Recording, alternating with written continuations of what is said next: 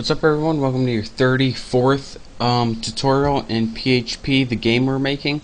And in this tutorial I'm going to be showing you guys how to take that temporary data from the temporary table and insert it into the permanent users table, and also inserting the data or setting data for a couple new tables that we're going to need. So right here is our temporary variables that was in the temporary table. And once they click that confirmation code, it took us right here, and the last thing we did is take out the spaces in all the variables so users couldn't use MySQL to hack into our website. So the next thing we want to do is take all of these variables, name, the email, and the password that they entered, and we want to enter them into a permanent users table. So let's make a comment, insert into users table. And to do this, we first need an SQL and a MySQL query. So let's set a variable and name it. Let's name it SQL2, since we already have a SQL1 up there. And go ahead and add quotation marks and your semicolon at the end. That's what I usually. Then we want to use MySQL to insert this into a MySQL table. So I want to put insert into users.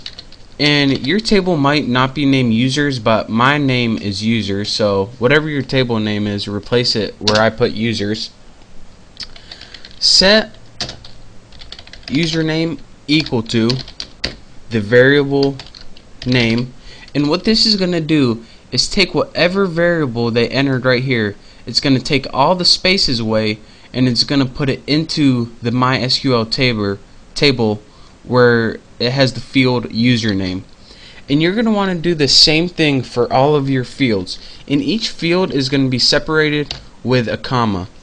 So set username equal to the variable name, set email equal to the variable email, and you keep doing this and this until you reach the end of wherever you're trying to insert. And once you reach the end of it, you just want to go to the next line. I'm not going to show you guys all of this, but you pretty much have a username, email, password. If I write password, it's going to be off the screen. And once you're done with all of that, you need to make a result variable. Now the point of a result variable is just so you can do MySQL underscore query, and this says what action do you want to perform, and we want to perform SQL2. In this, pretty much, this says what the action is, and this says, alright, do the action. The next thing that we're going to want to do in our game is, I don't know if I told you before, but you're going to have to make two other tables. One called game stats and one called character stats. The game stats table is going to have all of their stats for their game, and their character stats is going to have the statistics and variables for the character. So let me show you guys how to make one of these tables called, let's go game stats table. Now once you have this permanent data, you can do a bunch of different things with it. The first thing I'm going to want to do, there we go, is take this information and use it to create a table that's going to store their stats for the entire game. So let's go ahead and make another action called SQL3, and I'm going to just add those again. I always do that. Put insert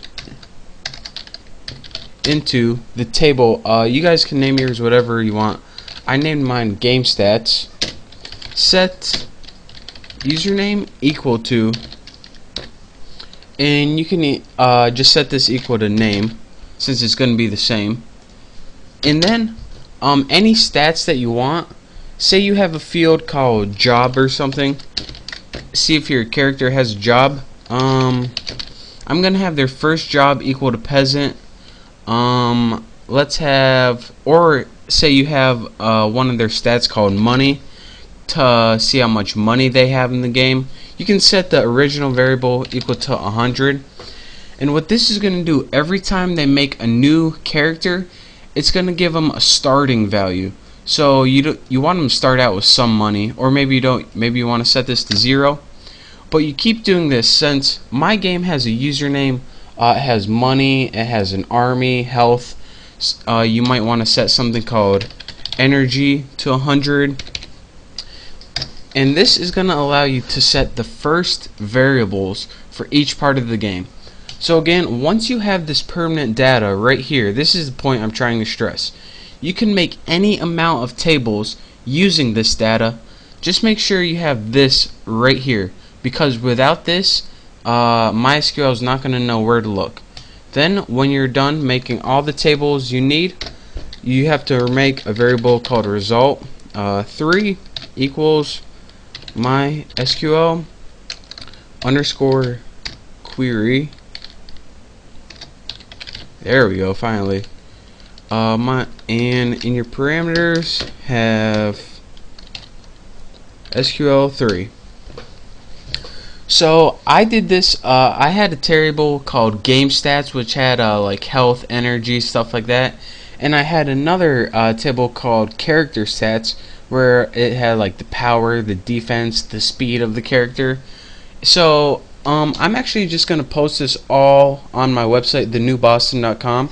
So if you want to check out my code in the tables that I made, you can go to my site, thenewboston.com, and I'm gonna have it all posted there. So instead of just showing you guys me typing in the same thing over and over, it's just going to be a lot easier for you guys just to go grab my code, paste it in, make the tables, and there you go. And if you have any questions at all, or if you need any help, just post a thread on topic on thenewboston.com, and I will respond to you and I will help you there. So that is how you take the permanent data from your users that you created and make it into different tables that can be used in the game. So study this tutorial, go check out my code at thenewboston.com. Thank you guys for watching, and I'll see you next time.